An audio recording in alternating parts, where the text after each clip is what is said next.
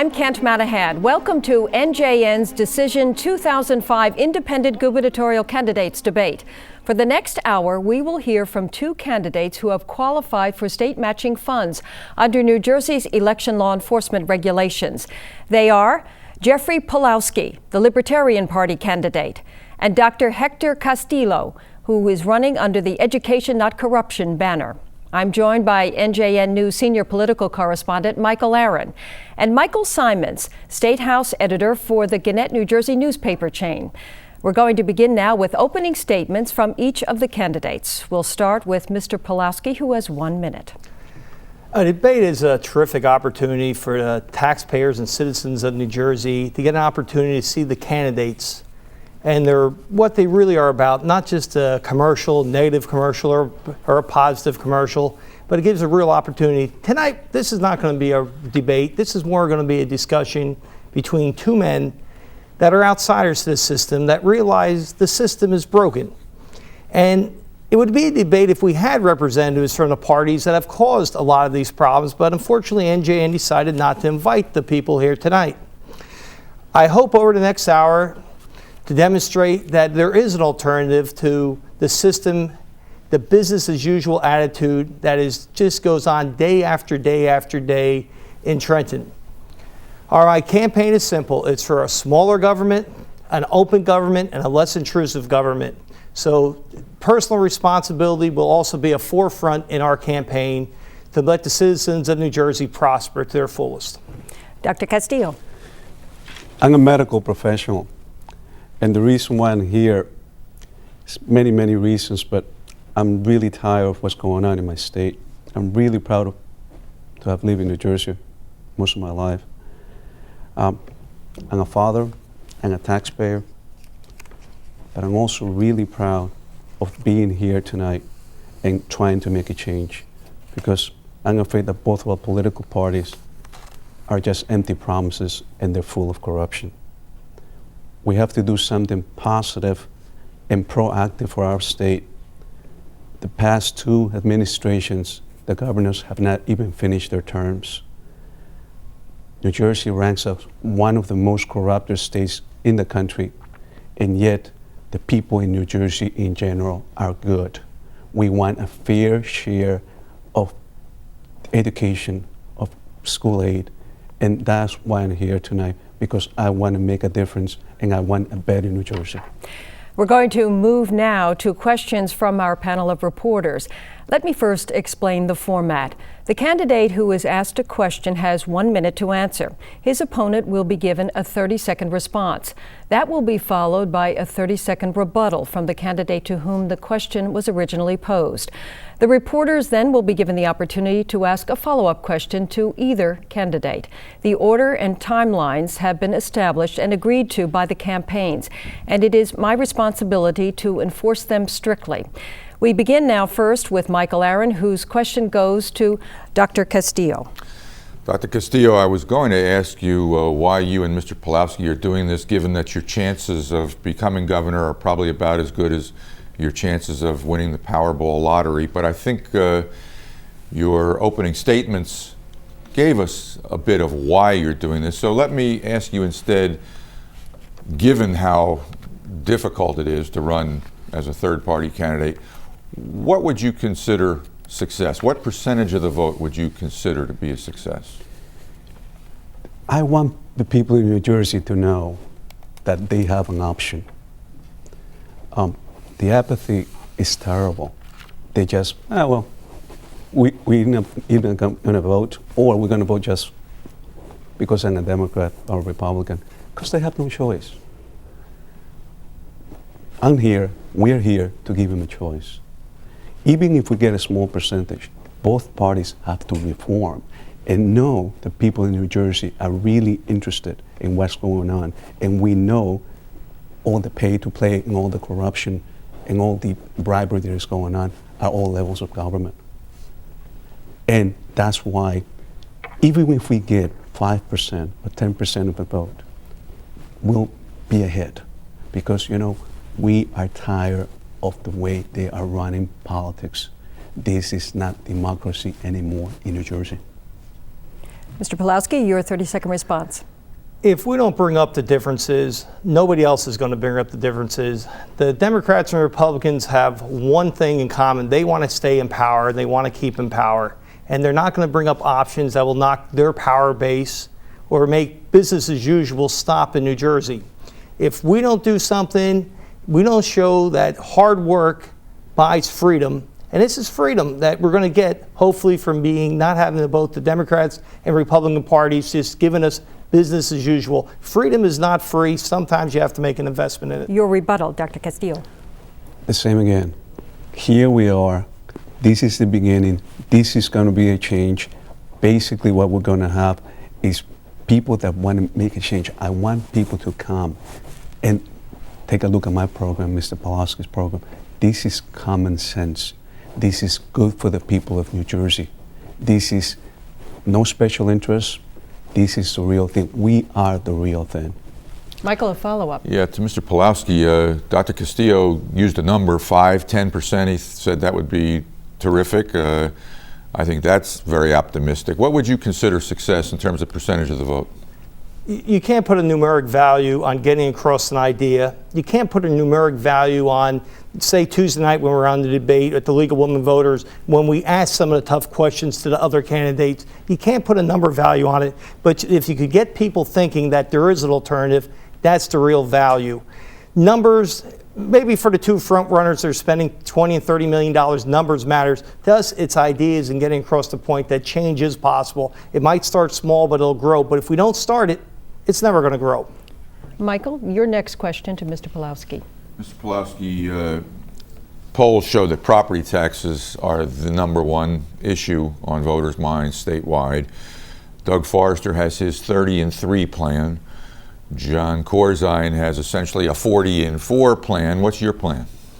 The plan is simple. These people want to give, you want the truth or you want a good story. These guys want to give you the good story. Nobody wants to hear the truth because sometimes the truth is a little hard. The story is, and the real story is, that you must cut the size of government. You could give away all you want, but somehow someone has to pay it. Whether you're going to pay it an extra sales tax or an income tax, the deal is to shrink the size of government, do more with less, have an open government so people could see what's going on in government and see if there is waste or fraud in government and do their best there. This is my plan, to open up government and have government less involved in every part of your life. So you don't need government to tell you how to raise your kids. You don't need government to do a lot of these things. Liberty is our most important thing, and too often we give up to government. First our liberty, and then we have to pay through our more taxes. The people in New Jersey are smart people. They understand the deal. You have to shrink your spending if you're going to shrink what you're taking in. Dr. Castillo. My plan for property taxes is nice and simple. We need to redistribute all the aid that we have for the school districts evenly to all the districts in the state of New Jersey. 30 districts, the Abbott districts, get 60% of all the school aid in the state of New Jersey. The other 540 get only 40%. Now, if that money was being used properly. Time is up. I must stop you for a rebuttal from Mr. Pawlowski. Yes. Most of your property tax goes to educational spending, where government gives you zero freedom in choosing where to send your children. As a matter of fact, you're forced to send them to a failing school, whether you want to or not, or you have to take additional revenue out of your pocket. Part of any program must include the opportunity to have choice of where to send your children. Your biggest investment in your life is not your car or your home. Your biggest investment in your life is your children and how you're going to make them responsible adults with the values that you think are important in your life. Government wouldn't even give you the freedom of choosing where to send your children. Once we start that, then we could do it. Thank you. Michael, a follow-up. Yeah, to Mr. Pawlowski, you say that the solution to property taxes is cutting the size of government. If you were governor, what department or agency of government would you eliminate? Well, first thing, I would not accept the government salary as governor. There's no reason a governor should ever be paid. The privilege of serving the people of New Jersey is great enough. And you shouldn't be paying people for public service because it's never not meant to be a full-time job. And then I would encourage the legislature to do the same, to give up their rich pension plans that they have developed for themselves, part-time jobs with pensions and health benefits. And I'd go down a list of organization after organization to cut through. Many commissions that were supposed to be voluntary now are all of a sudden paid. Time is up. Mike Simons, your question goes to Dr. Castillo. Dr. Castillo, your campaign slogan is education, not corruption. So let's talk about the first half of that. What changes do you think ought to be made in New Jersey's K-12 education system? The problem is in the Abbott districts again. Parents have no choice at all. They get a lot of aid, but it's controlled by Trenton. Who better than the parent knows what a kid needs? Who better than the family that lives in that neighborhood? They know what they need. We get bureaucrats appointed by the different parties who control that decision right now, and they keep incrementing the amount of administration and the amount of programs that are not helping the kids whatsoever. The literacy rate and the proficiency rate keeps going down every year, even when we have spent over $20 billion and 9 additional for constructions of schools in the past 20 years. We cannot afford it anymore. We're gonna go bankrupt at the way that we're doing it. Your response, Mr. Pawlowski. The schools in New Jersey, firstly, have to give the parents the responsibility to be able to have the choice to send their children where they want and to use their money where they think they could give their child the best education, the tools for the rest of their life. It's not going to come from your public education. It does a good job sometimes, but in most places, the public schools are more concerned about keeping jobs for the teachers and keeping jobs for bloated administrators. If there was competition like anything, things would be a lot better. You wouldn't buy a government-made car. Why are we stuck having a government-made education? Dr. Castillo. Again, we have to take control of the schools, leave it to the parents, let them make decisions, especially in the school districts that are failing. The other 540s that are not failing, leave them alone. The 31s that are failing, let the parents choose where the kid has to go to school. And the schools that are not working out, the districts that aren't working out, the schools specifically, close them. We don't need them. They are a waste. They're wasting our best resource in New Jersey. Our children is our future for the state. Mike, you have a follow-up. Sure. Dr. Castillo, are you suggesting essentially a voucher program where the money would follow the student and the government money could be used to pay for a student to attend a private or religious school? We're spending $13,000 per pupil in the Abbott districts. That's not counting administrator and transportation. It comes out to about $15,500 total. Yet, literacy rate and the graduation rate from K to 12 keeps going down. It's time for us to have something else. Freedom of choice. Yes, I'm completely for choice, and I'm completely in favor of vouchers. Mike, you continue questioning with Mr. Pawlowski. Sure. Mr. Pawlowski, let's stick with education. The state has allocated all of the $8.6 billion that it borrowed to fund school construction, but there's still a lot of work left to do, a lot of that in city school districts where that work is mandated by the state Supreme Court. So what would you do about financing school construction? Well, it's quite obvious from your question. $8 million went down the hole with no one taking responsibility for how the School Construction Corporation has squandered this money. Mr. Forrester and Mr. Corzine doesn't seem to be able to pin the tail on the responsible parties, but they can't because these are the people that support them. This is the problem with public education. Public education be kept more and more on a local level. Local people will then be more responsible for it. When money is handed down from the state, it gets squandered time and time again. And who suffers? It's the child, the inner city youth that is suffering and suffering and suffering. And the parents have not a single choice but what to do but send their kids to a failing school that causes generation after generation of failure. Your response? Same thing again. The SEC has been a disaster. They're under investigation right now. They ran out of money already, and a lot of the construction has not even been finished. They have not completed not even 25% of the schools, and they have already finished all their funds.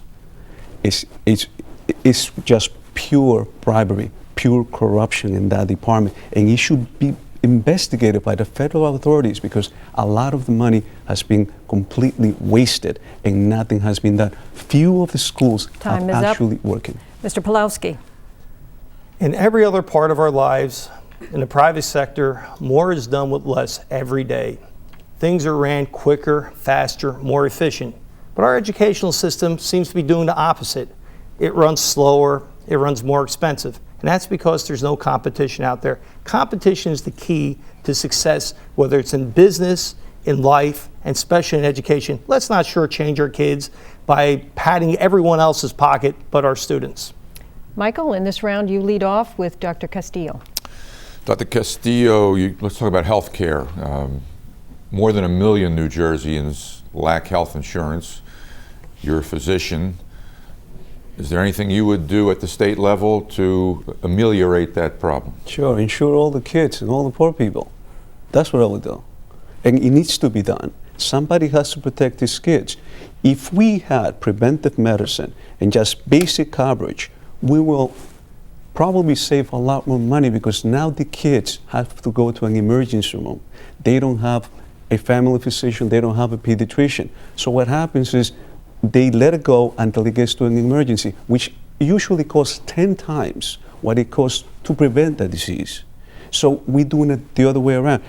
We already have the system. We have the county hospitals. We have the borough health clinics. We can get medical students. We can get some of the doctors that have retired and bring them back. Do the preventive medicine. Do the vaccinations. Work with them rather than give it to hospitals that are there for profit, most of them. And not only that, this is our future. We have to keep our population healthy because, again, that's the future of our state. Your response? As in most ventures where the government gets involved in, there seems to be a crisis that comes about all the time. Healthcare 40 years ago when I was a young man, most people didn't even have hospitalization and managed to get by somehow. But in the good nature of government, always with increased regulations and more regulations, they made our healthcare system more and more expensive. Part of any solution has to be to relax the overregulation that the government puts on a system that makes it so expensive to do such simple procedures. Your opportunity for rebuttal. I agree with him 100%. Doctors are practicing defensive medicine. We have to overtest sometimes because we are afraid of getting sued in the state of New Jersey. As you know, there's another crisis that is coming. A lot of the good doctors are just leaving their practices because they cannot afford malpractice. I think we're going to get to that later, or we hope to, but in the meantime, you said that insure all the kids and insure all the poor. Medicaid is the federal program for insuring the poor. I don't know the exact number, but I would venture to say that 3 out of 4 doctors in the state of New Jersey won't accept Medicaid patients because it doesn't pay well enough. What's the solution to that problem? Medicaid to raise the reimbursements or doctors to be more generous? Well, it's not that they don't want to take it. What happens is, take me. I have 2 specialties. I'm an ophthalmologist and I'm also an internal medicine specialist. I send a Medicaid form. They pay me per visit $15, but I have to wait 6 to 8 weeks to get it. And sometimes they just delete it. They don't pay me because I made a mistake in the form. $15 for a visit for a specialist with 2 specialties?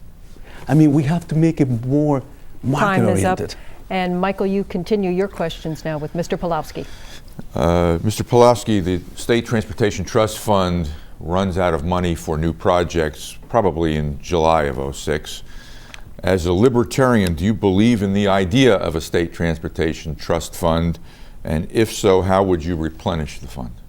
Well, as a libertarian, we believe in user taxes. People should pay for services they use. And they have been paying with their gas tax money for years and years. The problem is with the Transportation Trust Fund, just like many black holes in government, it gets sucked down projects like an Atlantic City tunnel or a light rail system. And again, Nobody's held responsible for it. There's no shame or moral corruption or moral damnation from anyone. It's business as usual. The trust fund can't go bankrupt. Transportation has to go on because that provides the commerce and the means why we have such prosperity in New Jersey. But someone has to say enough is enough with these pork projects for specific areas that do not benefit anyone involved in here. And if need be the gas tax be raised, fine. But that money has to stay in the Transportation Trust Fund specifically for transportation and nothing else. Not for pensions, not for this, not for wasteful ventures. Your opportunity for response. We can raise the diesel tax, and we did the calculations already. If we can raise the diesel tax 8 cents, we can fund a transportation fund by $120 million every year. About 27% of the gasoline used in this state is diesel. Most of them are not from New Jersey. And this is a state where they come to fuel because it's a lot cheaper than Connecticut, New York. If we raise it to the level of Connecticut, New York, we can raise 8 cents and we'll be ahead. Time is up. A rebuttal, 30 seconds.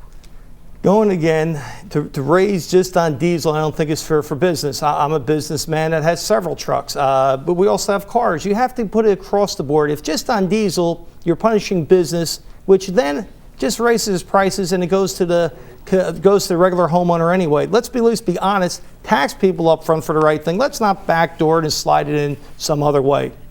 Michael, a follow-up. Mr. Pulowski, you criticized the Atlantic City Tunnel and the river line from Camden to Trenton. I don't know how often you go to Atlantic City, but that tunnel sure has made it a lot easier to travel from downtown Atlantic City to the Marina District. Well, that's very nice for the casino owners, and I'm sure they really appreciate that we have done that. But let's go travel up and down, say the Parkway. No, excuse me, not the Parkway, Route 9 across the Raritan River, and you see the transportation bottlenecks there. You go up Route 18, see the transportation bottleneck up there, where people are trying every day to go back and forth to work to support their families, and their quality time is being wasted while people down in Atlantic City could go back and forth to gamble. I think it's more important that people get to work and get home for their family. Mike Simons, your question for Dr. Castillo. Sure. Let's turn now to the second half of your campaign slogan. What specific things do you think the state can do to improve government ethics in New Jersey? Well, where can we start? First of all, pay to play to me is playing kickback and bribery. The idea of getting a contract because you contribute to a certain party, to me, is bribery. That has to finish.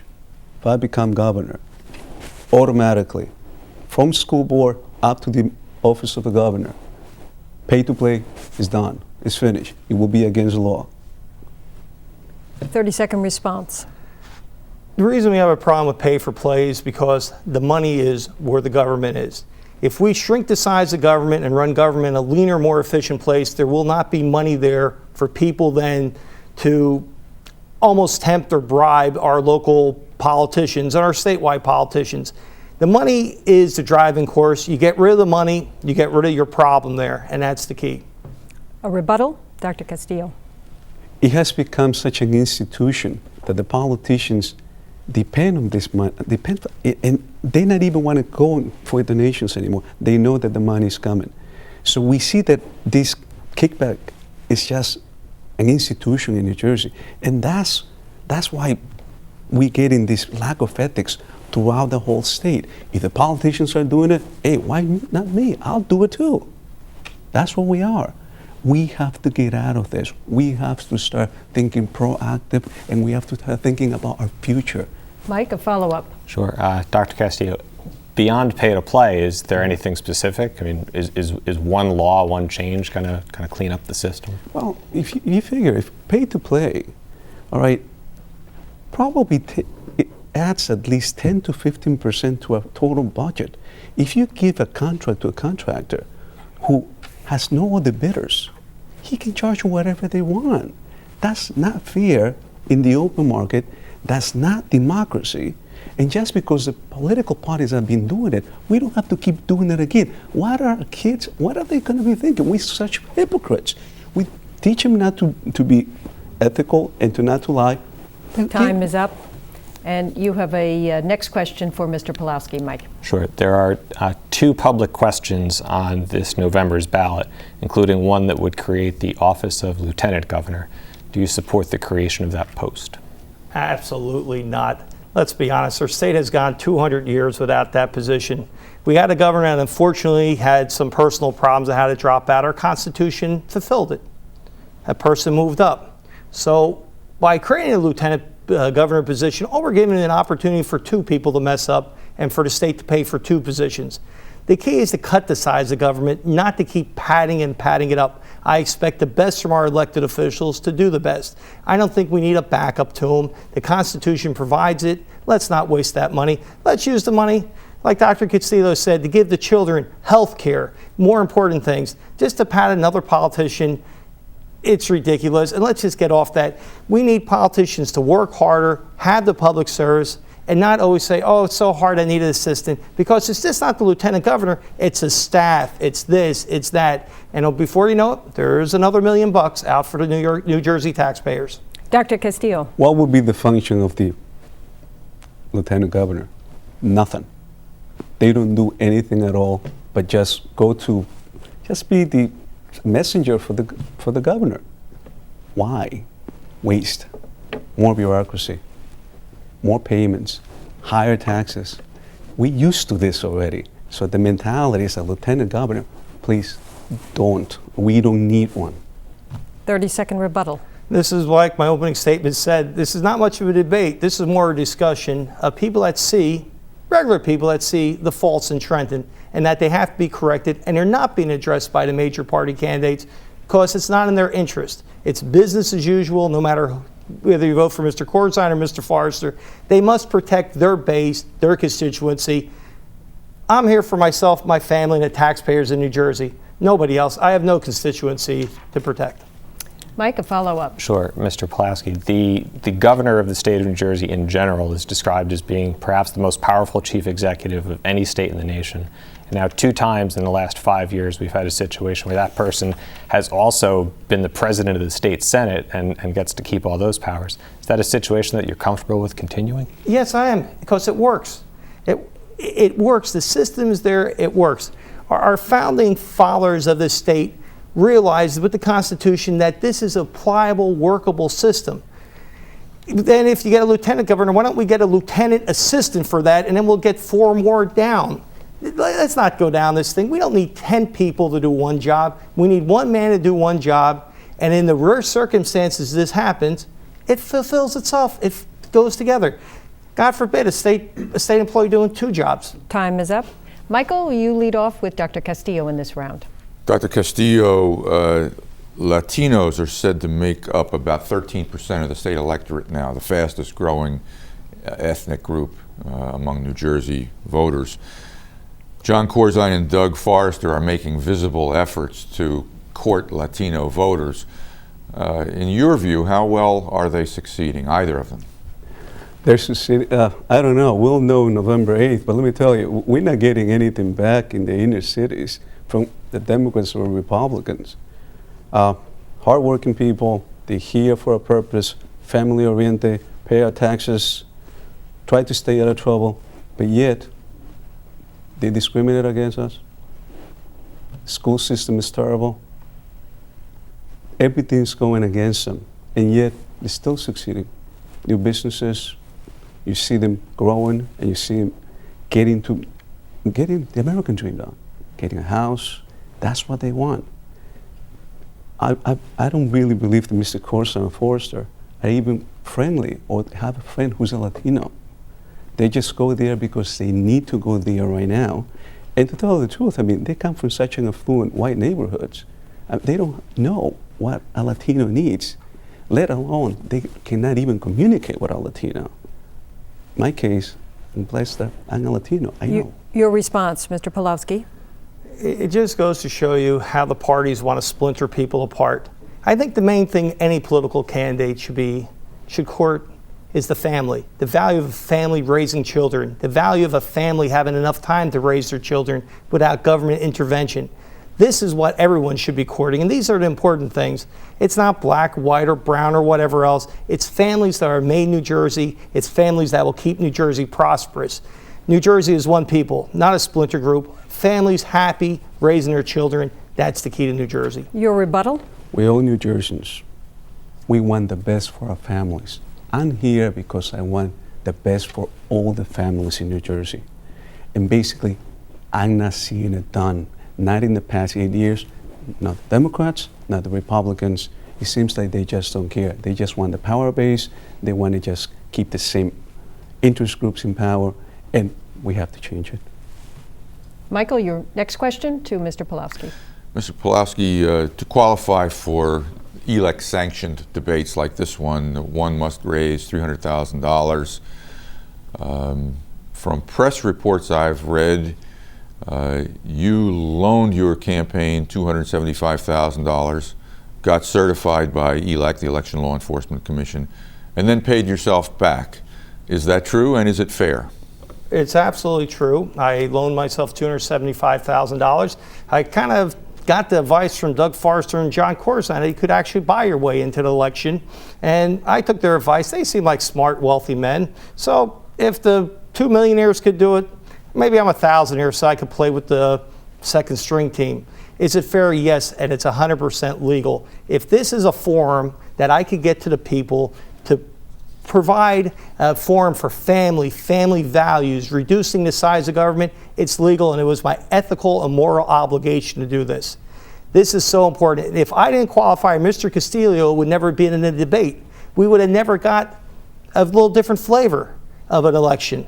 Oh yeah, this is a moral cause, and this is an ethical cause, and this is a cause that I feel so committed to bringing up this. And I thank New Jersey for having a television station that gave us an opportunity to just keep bringing home family values, smaller government. That's the key. And I'm proud of how I did it. And your response, please. The system that they devised 30 years ago was great because it gave us the chance to do something. Imagine if ELEC was not around. Forget it. You would not be here listening to me, a Latino physician who wants the best for New Jersey. Thank God that they had ELEC, because here we are. This is the difference. This is democracy. This is the real democracy. Get the points across, not ads in newspapers or on television because they can spend a lot more money than us. Time is up. And your rebuttal, please. Well, thank God I qualified the way I did, because, you know, for actually 1 hour, you're going to have positive messages given in this campaign. It's probably the only time you're ever going to have an hour's worth of positive message. Positive messages that will touch every home, not negative, but a positive thing, with people actually willing to take positions and say, I believe this is right and I believe this is wrong. Mike, your next question for Dr. Castillo. Sure. Along similar lines, you raised $318,450 for your campaign by the September 1st deadline, but $20,000 of that didn't qualify, well, it wasn't qualified by ELEC for compliance issues such as missing signatures or vouchers. That left you $1,550 short of the threshold, but ELEC qualified you anyway for the debates and for public matching funds, and you've now received $404,900 in taxpayer matching funds. So is that fair that they let you through? Yes, it is.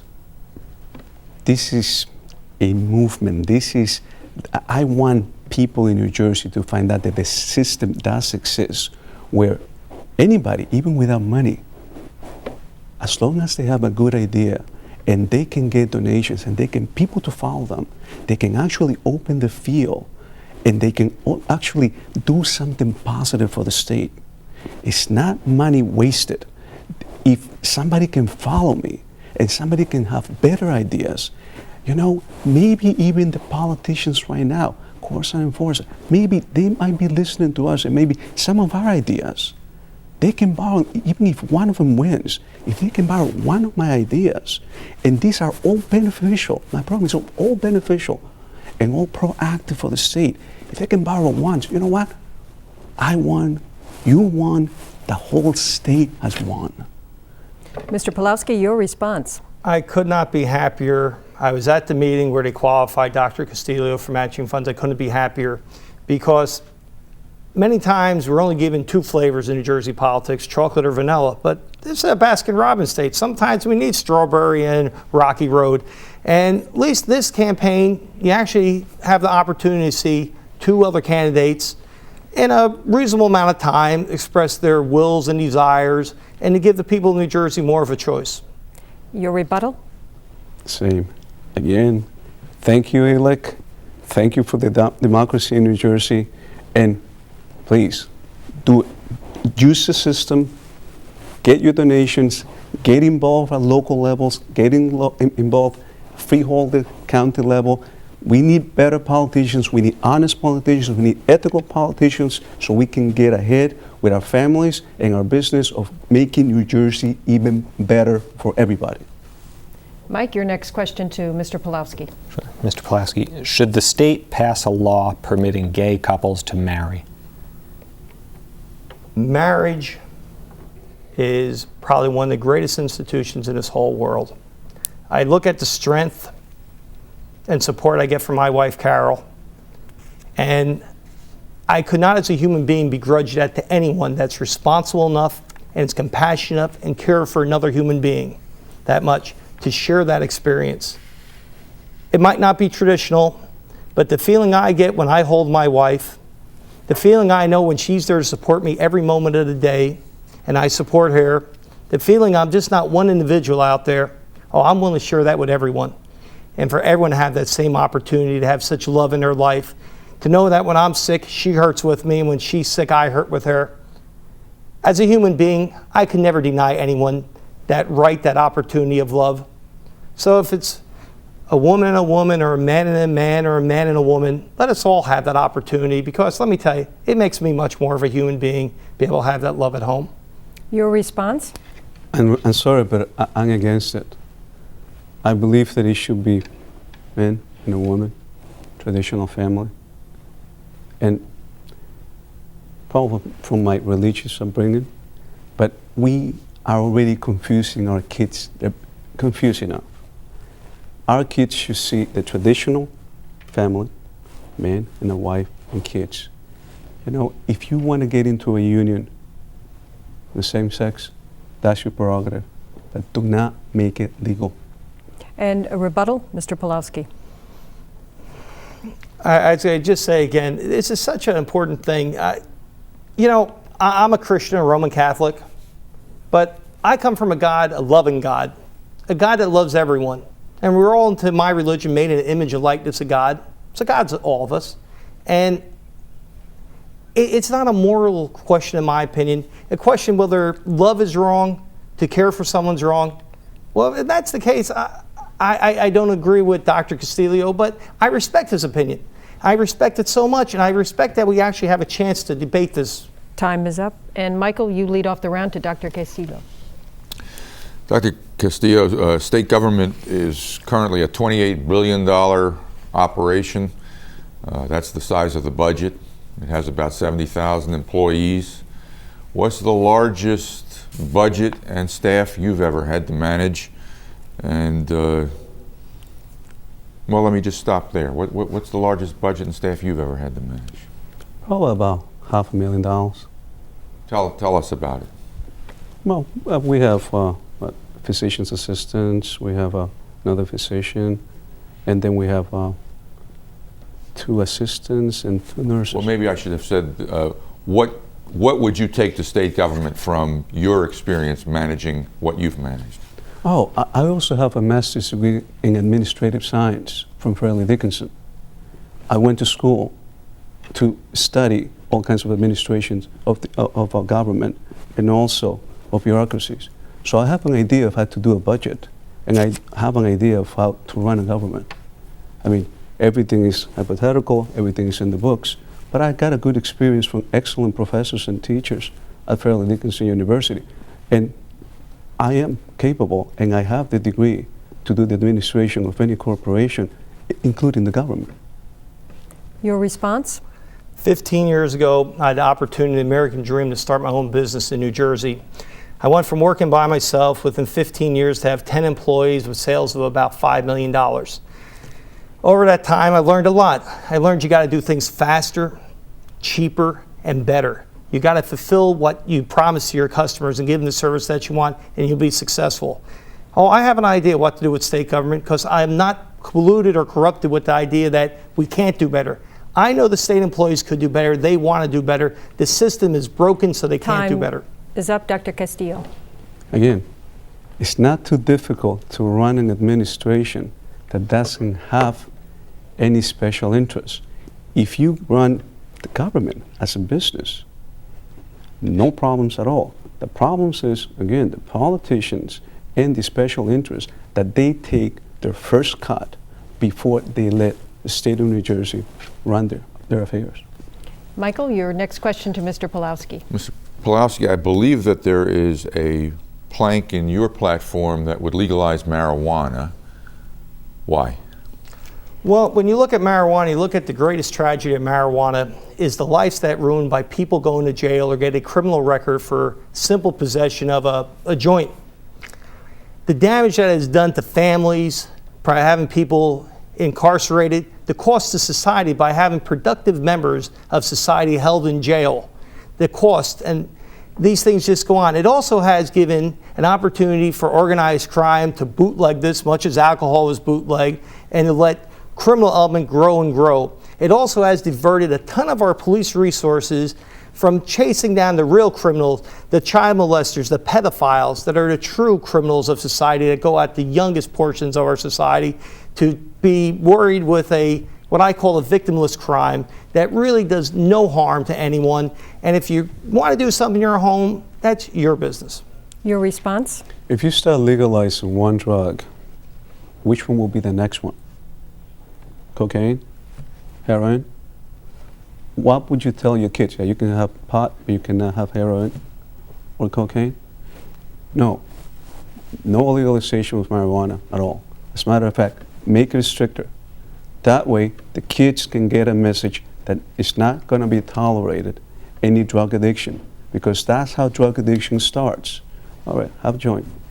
The drug addiction personality is most of the time born. Time genetic. is up. Mr. Pawlowski, a rebuttal.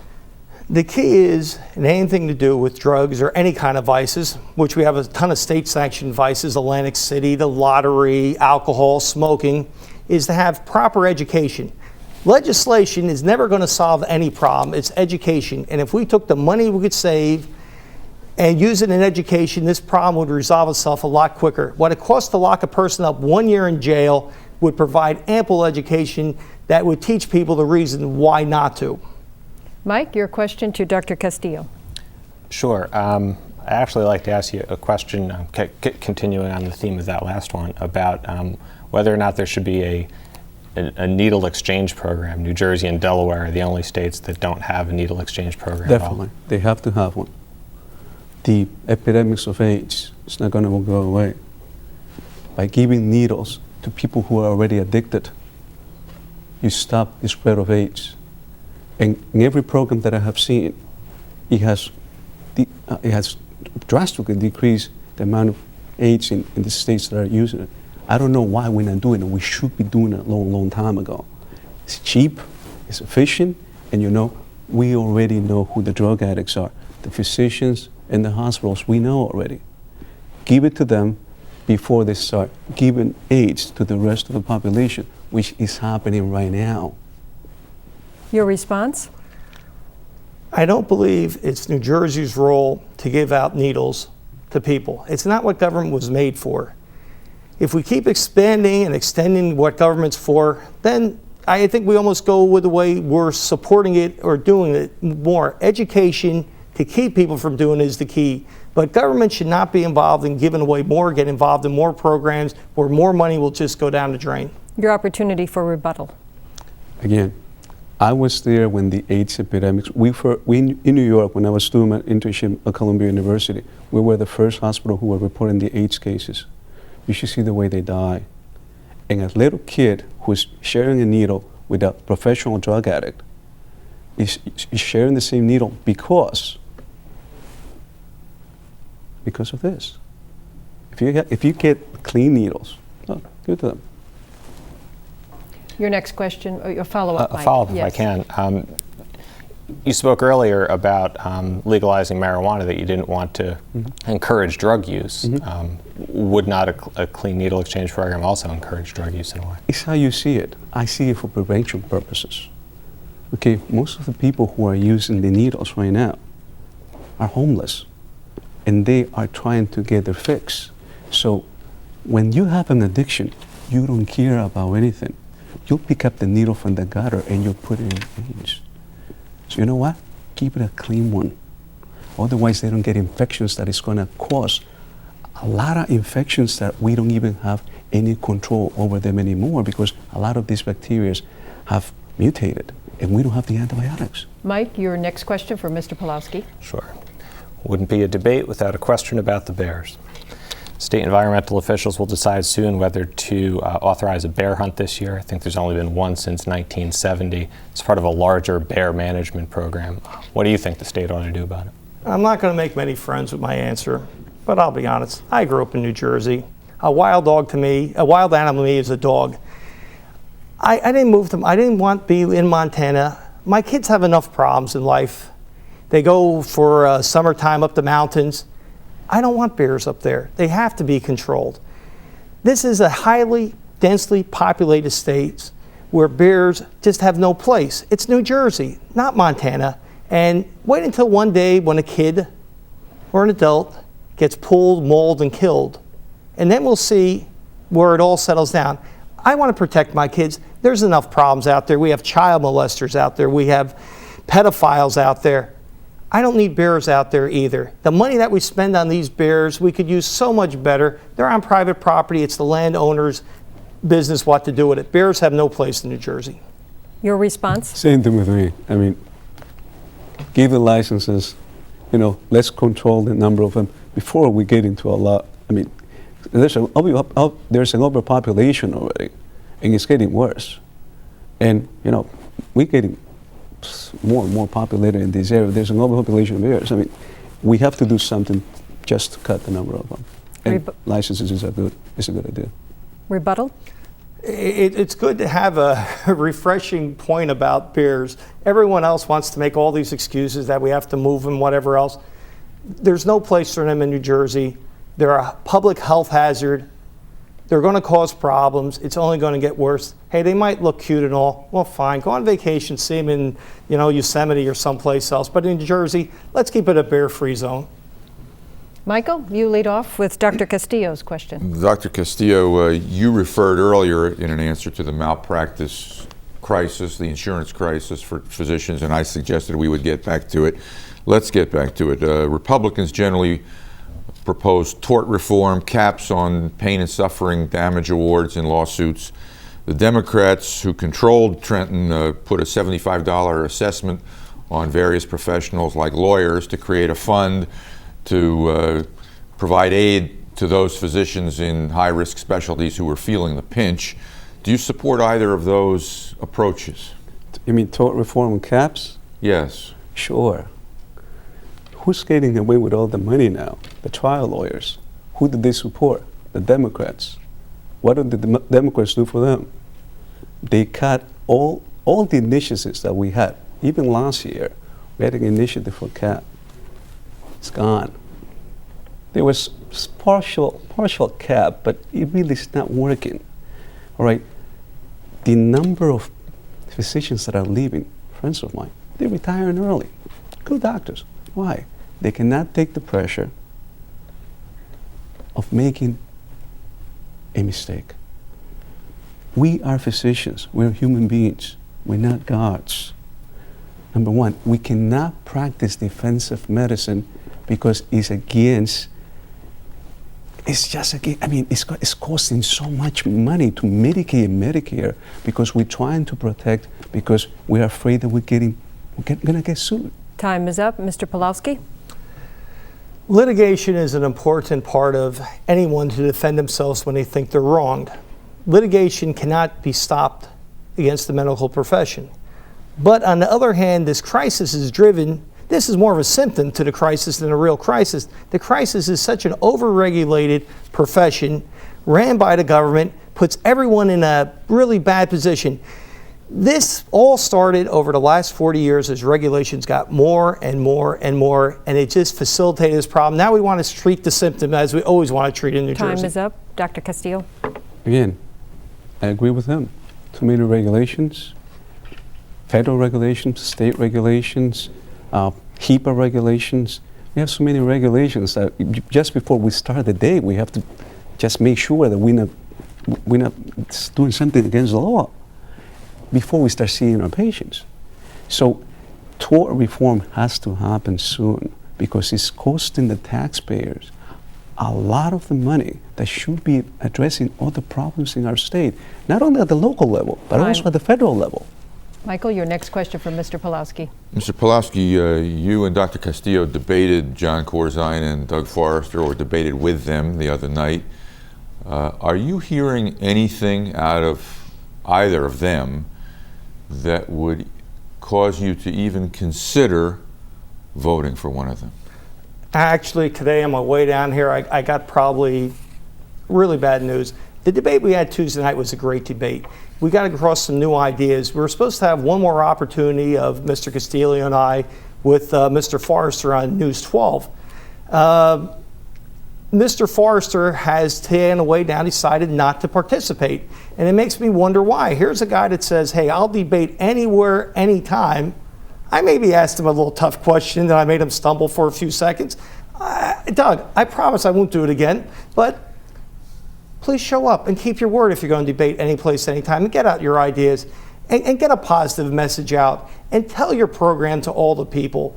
So right now, I hope Mr. Forrester shows up and keeps his promises as he did, so we get another forum with Dr. Castillo and be able to discuss the real issues and the real problems that are out here. And if I had to vote for someone, if I was not in the race, the only man I'd vote for is Hector Castillo over here, because here's a man of substance, a man that's willing to put himself up to scrutiny for the right thing. Time is up, and your response, please. I heard the news that night, this is in Philly, and they go, that both independents stole the show. You know why? Because we were telling the truth. It's so simple. You tell the truth to people, and you know, they don't have a plan. Either one of them do not have a plan. I'm going over their program, and it's like they're not telling us anything new. It's going to be the same continuation. You got Corzine, who's Florio, and you have Forrester, who's Whitman. Same notebook, same program. Your 30 seconds, please. There's a News 12 debate on November 3rd. If Mr. Corzine and Mr. Forrester showed up, they could probably take their commercials off the air that day and save several $1,000s, and then we could donate it to a good cause to help families out. So I implore you, gentlemen, as good citizens of New Jersey, save your money in ads that day, come to the debate, give to a charity, and I'm sure Dr. Castillo and I will kick in some monies too. So do the right thing, show up, and let the people in New Jersey have a debate. Your commercials, let me tell you, I'm getting tired of them and I'm involved. And Michael, you have a follow-up. Dr. Castillo, Mr. Pawlowski told us what he would do if he had to vote for someone other than himself. What would you do? I'll vote for him. We tell them the truth. We're here for the people. They are there for themselves. One wants to have more business for his business, and the other gentleman wants to be president. So you know who that is. So I mean, it's like, believe me, if he gets elected, he's not even going to finish the term, and he's going to jump to be vice president with you know who in 2008. That's what's going to happen. And you know what? We're going to be the third time without a governor that is going to finish his term. Candidates, that concludes the questioning portion from our panel of reporters. I'd like to thank Michael and Mike for their questions to the candidates. And now we're going to move to closing statements. We begin with Dr. Castillo, who has 1 minute. I'm a medical doctor. I'm also a father. I'm also a taxpayer, but I'm really proud to be from New Jersey. I'm here tonight because I'm tired of high property taxes. I'm here tonight because I'm really tired of all the corruption that is going on. I'm here because of tired of high gasoline prices, but mostly I'm here because of empty promises and the high level of corruption in both our political parties. My program is a program of common sense and hope. I am ready to lower your property taxes by 20%. I am ready to distribute all the school aid to all the students in New Jersey fairly. I am ready to defer all property tax payments to all senior citizens forever, and I'm ready to cut taxes to all the new businesses that are just starting or moving to a great state. I'm here to make New Jersey work for all of us. Mr. Pawlowski. Once every 4 years, the citizens of New Jersey get an opportunity, quite like a referendum, to vote for the governor, the only elected statewide office. And it's your one opportunity to show your satisfaction or dissatisfaction the way things are. You must use your vote wisely. If you vote for the Democrat or Republican, your vote only says one thing: I'm happy with the way things are. It makes you complicit in what's going on in Trenton. And if you're happy with it, that's fine. But if you're not happy with the way things are, don't waste your vote and vote for either of them two parties. Vote for an independent voice, an independent party. That's the only way we're going to be able ever to send a message to Trenton that we're not happy with the way business is as usual. I'd rather, if you vote for an independent, vote for me. But there's other great independent candidates out there. But don't let anyone suck you in to think that if you vote for an independent, you're wasting your vote. It's quite the contrary. You vote for a Democrat, Republican, you're complicit with what's going on. That Please vote your concludes conscience. our debate. Candidates, thank you so much. Dr. Castillo, Mr. Pawlowski, thank you for being with us. And a reminder to be sure and join us here on NJN Tuesday, November 8th for our Decision 2005 election coverage beginning at 8. We'll have all of the returns. I'm Kent Manahan. Thanks so much for watching.